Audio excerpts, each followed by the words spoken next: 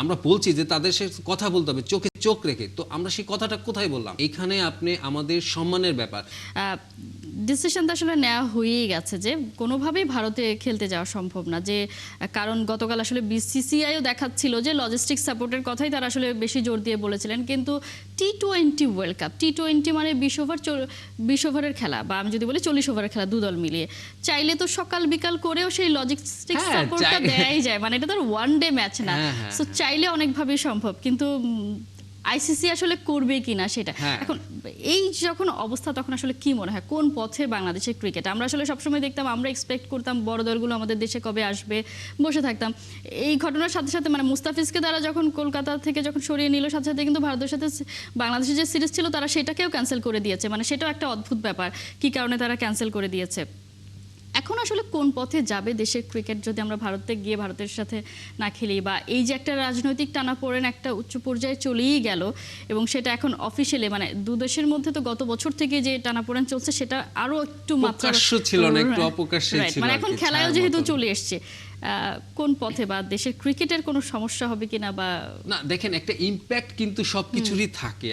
আপনি যখন একটা যাবেন না, আপনি বলে দিয়েছেন, সেখানে কিন্তু একটা ইমপ্যাক্ট থাকে। তবে আপনাকে প্রস্তুতি নিতে হবে ওইভাবেই যে আপনি একটা স্ট্যান্ডে আছেন, এইখানে আপনি আমাদের সম্মানের ব্যাপার। বিসিবি হয়তো লিখেছে তার চিঠিতে security, safety and security, but সেটা হয়তো লিখতে হয়নি, কারণ আমাদের আরেকটি ব্যাপার আছে, এখানে কিন্তু আত্মসম্মানের ব্যাপার আছে।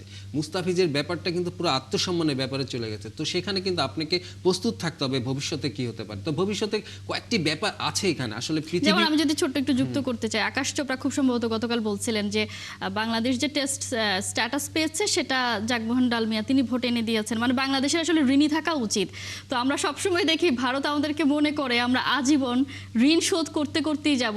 ছোটবেলায় আমরা দেখতাম যে ঋণের একটা ব্যাপার ছিল যে আসল থাকবে, ঋণটাই দিতে থাকবে সবসময়, তো সেইটাই সুদ দিতে থাকবে, সেটাই মানে এক্সপেক্ট করে যাচ্ছে ভারত এখন। এটা আকাশ চোপড়ার একটা ইন্ডিভিজুয়াল মন্তব্য, এটা তিনি কি বললেন তার ইয়েতে আমাদের এখানে দেখি অনেক সময় তার কথা নিয়ে খুব হয়, আসলে এটা আমি খুব গুরুত্ব দেই না। আপনি যদি খেয়াল করেন যে বাংলাদেশের সামনে কি থাকতে পারে, আমরা দেখছি যে আগামী বছর এশিয়া কাপ আমাদের এখানে হওয়ার কথা, এবং তার পরবর্তীতে আপনি যদি দেখেন বড় টুর্নামেন্ট বলতে আইসিসি ওয়ার্ল্ড কাপ আছে 2031-এ, যদিও সেটা ভারতের সঙ্গে যৌথভাবে।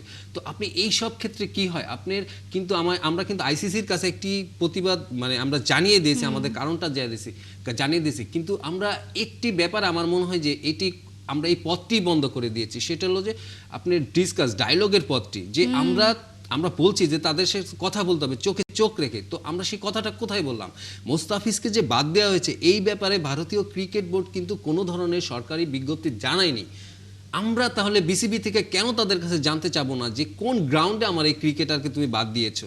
তুমি আমাকে কারণটা বলো, আমি তোমার কাছে জানতে চাই। সে জানতে কি আমরা চেয়েছি? আমরা কেন জানতে চাবো না? তাকে আমরা কেন চ্যালেঞ্জ দেবো না যে তোমাকে কেন তুমি এরকম করলা? তুমি বলছো যে তোমার ওইখানে দেশের পরিস্থিতি এমন, আমার দেশেও তো পরিস্থিতি এমন, আমার দেশের আবেগের ব্যাপার, এখানে ক্রিকেটে তুমি যা করেছো সেটাতে আমাদের আবেগে আঘাত লেগেছে।